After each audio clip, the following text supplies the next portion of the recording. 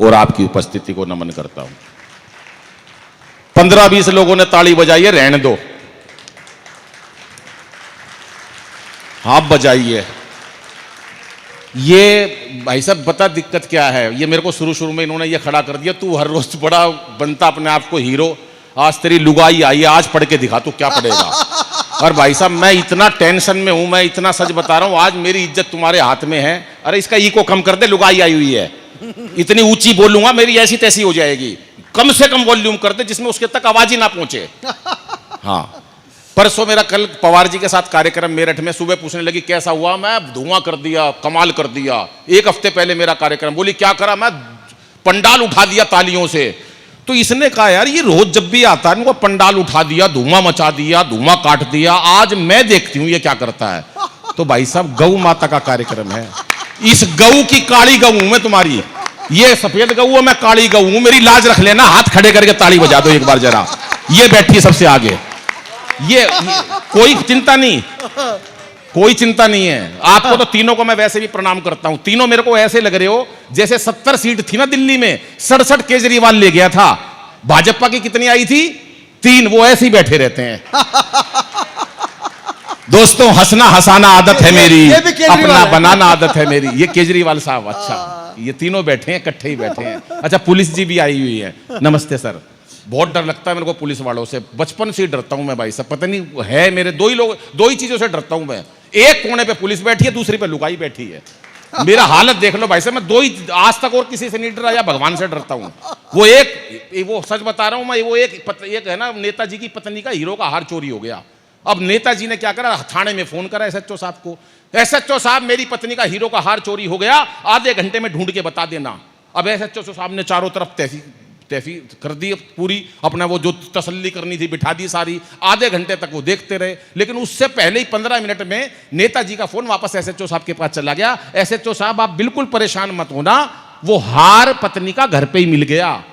Inspector साहब बोले आप कह रहे हो कि हार घर पे ही मिल गया, यहां 15 लोगों ने हाँ भी भर दी, मार मार के सुझा दिए, लठ लेके बोले अच्छा तू है। तो सर आपको भी नमन करता हूं, और आज के इस कार्यक्रम में हरिओम पवार जी आए हैं, मैं चाहता हूं सुनील जोगी जी, पद्मश्री जी, एक बार तालियां जोरदार बजा दो। और राजेश भाई तो पूरा कार्यक्रम हमेशा ही हर चीज से जुड़े हुए हैं, जब से आलोक जी एक ही बात कह रहे हैं, भाई मेरे को गुरु बना ले, मेरे को गुरु बना लो। भाई साहब बिल्कुल गुरु मत बनाना है राजेश चेतन जी को, मैंने बना के देख रखा है। पिछले जन्म की बात बता रहा हूं मैं, पिछला जन्म की बात याद उसको रहती है जिसका दिल सच्चा हो सर। पिछले जन्म की बात बता रहा हूं मैं, विष्णु भगवान ने आवाज दे ली, बोला अनिल कहां जा रहा है, मैंने कहा धरती पे जन्म लेने जा रहा हूं। बोला धरती पे जन्म लेने जा रहा है, मैंने कहा हाँ। बोला 2 लोगों से बच के रहियो। मैं किस से बोला, एक हरिओम पवार जी से, एक राजेश चेतन जी से। मैं इनसे क्यों बच के रहूं? नहीं हरिओम पवार जी नहीं, एक तो आलोक जी से और एक राजेश चेतन जी से। मैंने कहा क्यों? बोले आलोक जी तो जब कवि सम्मेलन में बुलाएंगे तो हो सकता पेमेंट दे ना दे। मैंने कहा ये तो कोई खास बात नहीं है, वो तो बड़े आदमी है, बढ़िया काम करते, नहीं दे। बोला एक चेतन से बच के रहियो। मैंने कहा क्यों? बोला राजेश चेतन वो आदमी है जो तेरे को चेला बनाएगा, और जब तेरी प्रसिद्धि बढ़ेगी तो जैसे द्रोणाचार्य ने एकलव्य से उसका अंगूठा मांग लिया था, राजेश चेतन तेरे से अंगूठा मांग लेंगे जब तू अच्छा लिखने लगेगा। तो मैंने कहा प्रभु मैं क्या करूं? बोले एक काम कर, तू एक की जगह 2 अंगूठे ले जा, एक चेतन को दे दियो, ये 2 अंगूठे रहे। भाई साहब बजाओ ताली। इतनी बड़ी झूठ सबूत के साथ आज तक किसी ने नहीं बोली,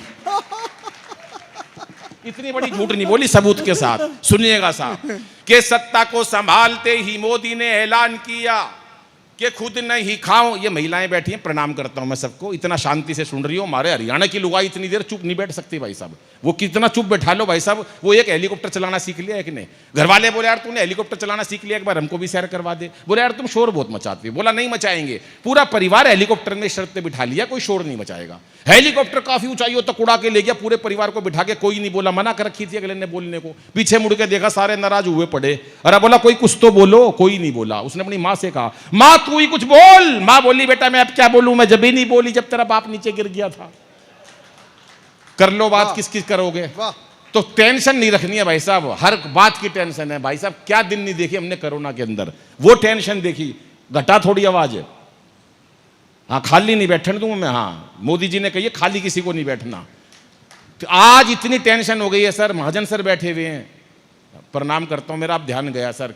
क्या दिन नहीं देखे कोरोना के अंदर भाई साहब। वही लुगाई 2 साल तक देखी है। एसएचओ साहब, आप में हिम्मत की दाद देना कि आप लोग कितनी टेंशन कर रहे हैं। वही लुगाई 2 साल तक देखी भाई साहब। क्या नहीं, इतने लोग कोरोना से नहीं मरे जितने, सच बता रहा हूं, लुगाई की शक्ल देख के मर गए। एक दिन तो कहने लगी हाँ पकोड़े लिया, पकोड़े खाऊंगी, बेसन लिया। मैं बेसन लिया, वहां एसएचओ साहब लट मार रहे हैं, मोदी मार मार के सुझा रहे हैं लोगों को, लोग मर रहे हैं, तू कह रही है बेसन लिया। बोली पकोड़े खाने हैं, चुपचाप बेसन लिया। अब साहब मैं क्या करता, मैं बेसन लेने गया था, सच बता रहा हूं, सूजी लेके आया, मार मार के सुझा दिया लठ पुलिस ने। बोली ले आया बेसन, मैं सूजी लाया हूं, बना ले हलवा तू। क्या करेगी? मिलके एक बार तालियां बजाओ, क्योंकि हंसना हंसाना आदत है मेरी, अपना बनाना आदत है मेरी। लोग तो मुंह फेर के चल देते हैं, आवाज देके बुलाना आदत है मेरी, आवाज देके बुलाना। वाह वाह, बहुत बढ़िया अनिल जी, बहुत मस्ती से सब लोग सुन रहे हैं। और राजेश भाई बता रहे थे कि पवार जी के कहने से मोदी जी तक बात पहुंचती है। पवार जी ठीक है, बड़े कवि हैं देश में, राजेश चेतन जी हैं, ये लोग मंच से, बाबू जी सच बता रहा हूं मैं, इतनी कई बार झूठ बोलते हैं हम लोग, अंतर्राष्ट्रीय कवि है, ये है वो है, अनिल अग्रवंशी धूम। भाई साहब कुछ नहीं, खाली बैठा था घर पे। ये जो बोलते हैं ना मंच के ऊपर, कीमती समय निकाल के गए, कोई कीमती समय नहीं, सारे खाली पड़े थे। बिल्कुल कह के बुलाए हैं, मेरे को भी यही कह के बुलाया है कि वहां चल। मैंने पेमेंट की कोई बात नहीं है। मैंने कहा क्यों? बोले केवल बहुत थोड़ी सी पेमेंट है। तो मैंने कहा बाकी पेमेंट का क्या होगा? बोला इतनी बढ़िया पब्लिक आएगी, 5,000 की तो ताली बजा देगी।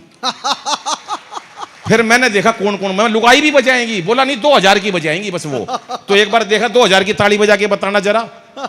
7,000 तो ये हो गए मेरे, बाकी ये पेमेंट दे देंगे। पेमेंट की कोई खास बात नहीं है साहब। कोरोना का समय गया, क्या दिन नहीं गए भाई। हमारा राजेश चेतन जी है, ये योगेंद्र जी हमारे भाई साहब, मेरे पास टेलीफोन आया राजेश का, अनिल भाई कोरोना है, बहुत दुखी हूं मैं। क्या हो गया? बोले यार मर गए, बिल्कुल काम धंधा नहीं है। मैं काम धंधा तो हमारे पास भी नहीं है। बोले यार अनिल तू तो नए बाजार में काम करता, कुछ काम दिलवा। मैं, हमारे पीतमपुरा में सर्कस लगती है, उनका भालू मर गया। बोला मन न क्या करना है? मैं कुछ नहीं, भालू का रोल करना है। वहां पहन के जो है ना नकाब, वहां कूदने लग जाइए, 500 रुपए। बोला यार इंटरनेशनल कभी मरवाएगा क्या तू? मैं कुछ नहीं होगा भाई साहब, सिर्फ भालू का नकाब पहनना, 500 रुपए रोज मिल जाएंगे। कोरोना के अंदर कम थोड़ी ना होते हैं। बोला ठीक है। तो भालू का नकाब पहन के कूदने लगे। वो इतनी जोर से कूदने, बराबर में शेर का बाड़ा था, उसमें जाके पड़ गया भाई साहब ये। अब शेर को देखते गिग्गी बंद गई। हे जंगल के राजा माफ कर दो, मैं कोई भालू वालू नहीं हूं, नकाब उतार के फेंक दिया, मैं राजेश चेतन हूं। शेर ने भी नकाब उतार के फेंक दिया, बोला मैं भी कोई शेर वेर नहीं हूं, अनिल अग्रवंशी हूं। एक बार सारा सदन हाथ उठाकर तालियां बजाए गौ माता के चरणों के लिए। और साहब बड़ी टीम है, मुझे ये पता नहीं राजेश जी ने आदेश दिया कि कब तक पढ़ना है, कितना पढ़ना है, लेकिन एक गौ माता की कविता मैं जरूर सुनाता हूं आपको। सुनाइए। और मैं चाहता हूं आज का जो कार्यक्रम है, हंसी ठाके ठिठोलियां लगातार यूं ही चलती रहती हैं। आज मोदी जी ने देश में क्या जलवा कर रखा, पूरे देश में एक अद्भुत उन्होंने काम किया, चाहे वो राष्ट्र के लिए किया। हम पार्टी की बात नहीं करते, ना कांग्रेस की करते, ना आप पार्टी की करते, लेकिन जिसकी जो टीवी में जब लपेटे में नेताजी शो आता है, हम इस बात की परवाह नहीं करते कि हम भाजपा के पक्ष में बोल रहे हैं, कांग्रेस के पक्ष में बोल रहे हैं। जो बात सामने आती है हम कहते हैं। लेकिन एक बात तो है कि हिंदुत्व को और हमारे संस्कारों को मोदी जी ने जगाया है। अगर ऐसा हो तो तालियां बजाकर बताइए साहब कि मैं कहीं गलती पर तो नहीं हूं। जो मोदी जी ने अद्भुत काम किया है, 2 लाख करोड़ का लोन लेकर आए मोदी जी। कितना? 2 लाख करोड़ का जापान से, बदले में देके आए गीता माता। गीता माता का मोल अनमोल है। 50 साल का लोन है, 50 साल का। 50 साल बाद जब वो लोन नहीं पहुंचेगा तो वो गीता माता जी को खोल कर देखेंगे, उसमें लिखा होगा क्यों व्यर्थ चिंता करते हो, तुम्हारा क्या गया जो तुम रोते हो, जो आज तुम्हारा है कल किसी और का हो जाएगा। अद्भुत मोदी जी का जलवा है साहब।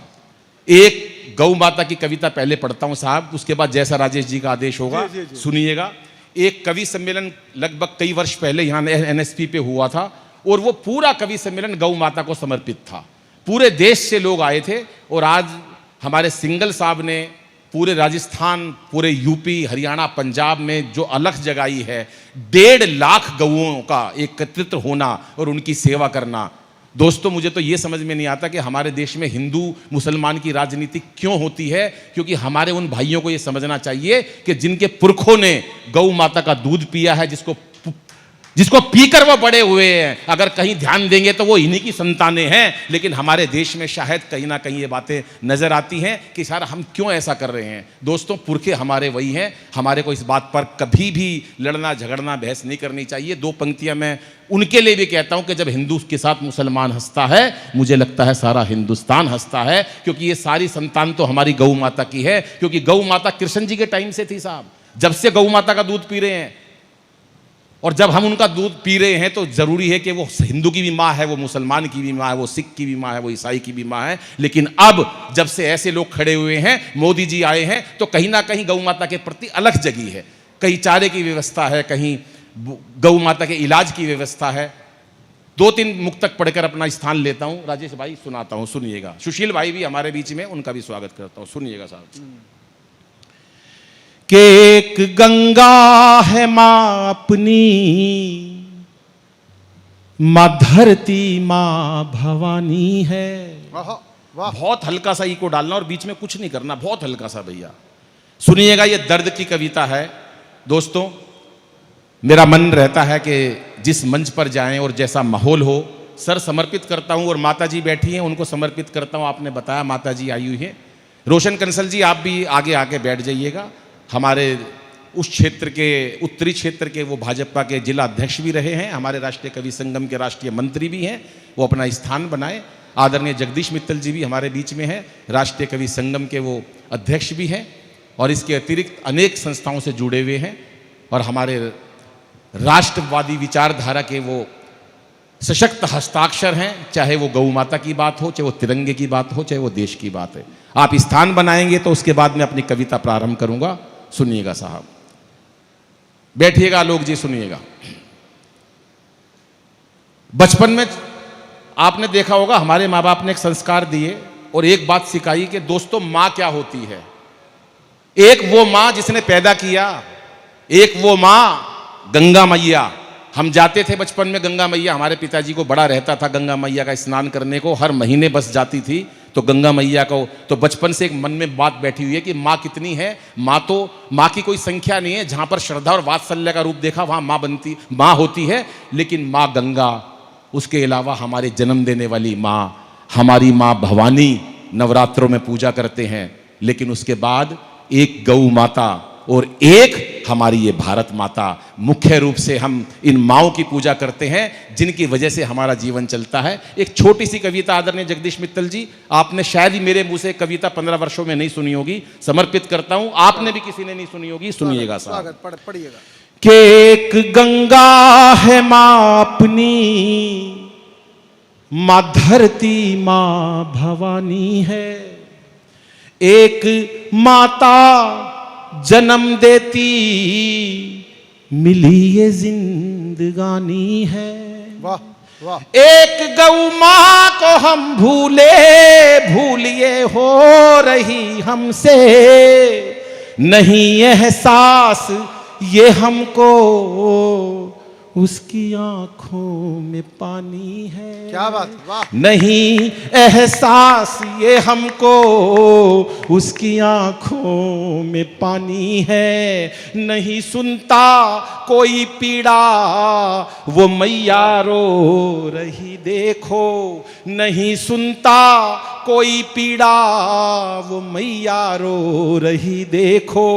जुल्म के बोझ को यारों वो कब से ढो रही देखो। हमें एहसास कब होगा पाप जो हो रहा हमसे, मिटा के भूख हम सब की वो भूखी सो रही देखो। मिटाकर भूख हम सबकी वो भूखी सो रही देखो।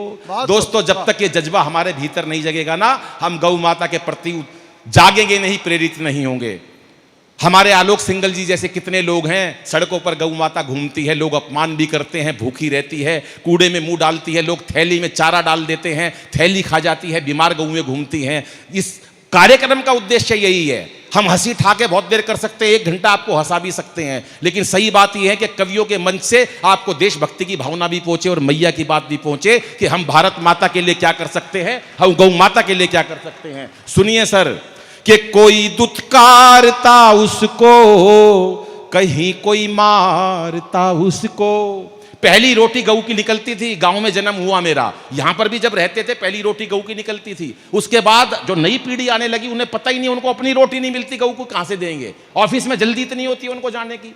तो गौ माता की रोटी दे रहे हैं, नहीं दे रहे हैं, कोई दे रहा है, कोई पहुंच रही है, नहीं पहुंच रही है। साहब हम इन बातों को भूल गए हैं। तब से आपने देखा होगा कि हमारे देश में, हमारी दुनिया में, हमारे भीतर में कितनी बेचैनियां बढ़ गई हैं, कितनी बीमारियां बढ़ गई हैं, क्योंकि हम अपने संस्कारों को, हम अपने गौ माता को भूल गए हैं। ये कोई छोटी मोटी बात नहीं है, बहुत बड़ी बात है। साहब सुनिएगा कि कहीं दुत्कारता उसको, कहीं कोई मारता उसको, कोई ग्वाला कोई कहना नहीं पुचकारता उसको। निवाला छीन के जिसका पिलाया दूध जो हमको, जिस दूध पर अधिकार उस बछड़े का था उसने वो छीन कर हम इंसानों को दे दिया। लेकिन हम क्या कर रहे हैं कि निवाला छीन के उसका पिलाया दूध जो हमको, बंधा खूटे से हो लाचार वो निहारता हमको। वो बछड़ा देखता हमको कि यार ये इंसान मेरे हक का दूध पी गया है, लेकिन हम उनके लिए क्या कर रहे हैं। दो मुक्तक या आखिरी के पढ़कर अपना स्थान लेता हूं कि खता क्या हो गई मुझसे समझ में ये नहीं आता।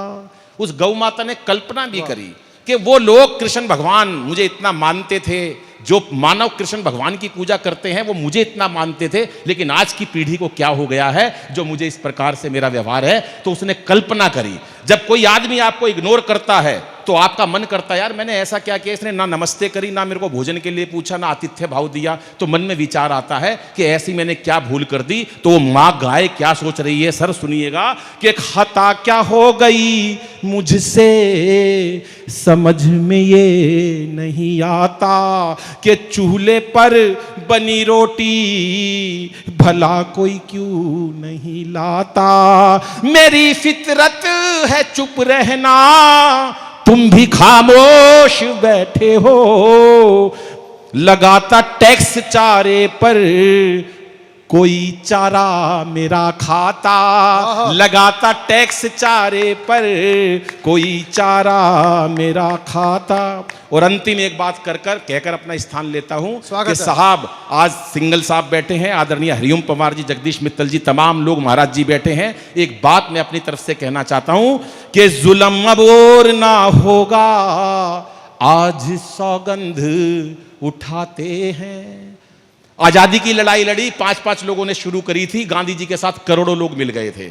आप जैसे लोगों के साथ करोड़ों लोग मिल जाएंगे, हिंदुस्तान एक होगा। गौ माता की पूजा करेंगे, तिरंगे की पूजा करेंगे, देश की पूजा करेंगे, राष्ट्र की पूजा करेंगे।